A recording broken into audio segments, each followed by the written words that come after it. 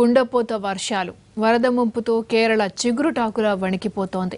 విరామం లేకుండా పడుతున్న వానలతో నదులు కాలువలకు వరద పోటు తగ్గట్లేదు. దీంతో పరిస్థితి రోజురోజుకి హృదయ విదారకంగా మారుతోంది. కని విని ఎరుగని రీతిలో కురుస్తున్న వానలతో లక్షలాది ఇళ్లు నీట మునిగాయి. వేలాది మంది నిరాశ్రయులయ్యారు. కొండ చర్యలు విరిగి పడుతుండటంతో లోతట్టు ప్రాంతాల ప్రజలు ప్రాణభయంతో వణికిపోతున్నారు.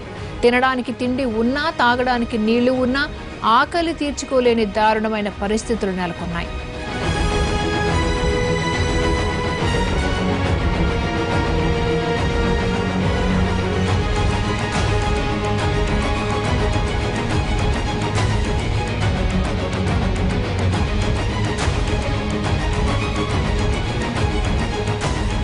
భారీ వర్షాలు వరదలకు కేరళ రోడ్లన్నీ నామరూపాలు లేకుండా పోయాయి.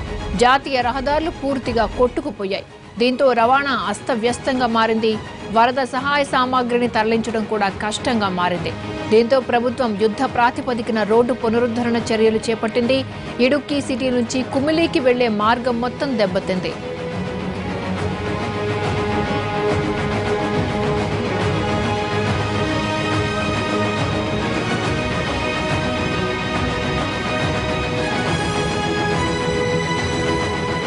భారీ వర్షాలతో అతలాకుతలమైన కొడుగు జిల్లాలో సహాయక చర్యలు ముమ్మరంగా కొనసాగుతున్నాయి.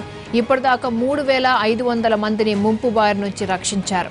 సరిహద్దులో కొండ చర్యలు విరిగి పడటంతో చెట్లు నేలకూలాయి. దాదాపు 200 ఎకరాల్లో భూమి కుంగిపోయినట్టు గుర్తించారు.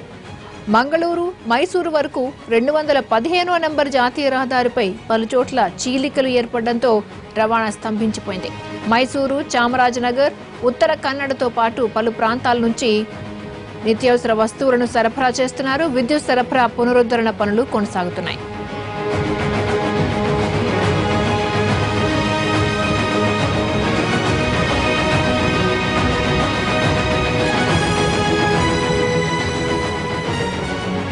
కేరళను వరదలు ముంచెత్తడానికి కారణమేంటి? గాడ్స్ ఓన్ కంట్రీగా అలరారే రాష్ట్రం ఎందుకు సముద్రంలా మారింది? ఇంతటి ప్రళయానికి మానవ తప్పిదమే కారణమంటున్నారు నిపుణులు. నదుల నిర్వహణలో లోపాలు, పర్యావరణ పరిరక్షణ పాటించకపోవడమే పరిస్థితి ఇంత తీవ్ర రూపం దాల్చేందుకు కారణమైనట్లు చెప్తున్నారు. నదులపై పెద్ద ఎత్తున జల విద్యుత్ కేంద్రాలను నిర్మించడంతో వరద నీరు వేగంగా కిందికి వెళ్లిపోలేని పరిస్థితులు నెలకొన్నాయి. మొత్తంగా 14 జల విద్యుత్ కేంద్రాలను ఏర్పాటు చేయగా ఎక్కడా సరైన ప్రమాణాలు పాటించలేదు. మరోవైపు ప్రభుత్వం విధానపరంగా తప్పుడు నిర్ణయాలు తీసుకోవడం కూడా కారణంగా కనిపిస్తోంది.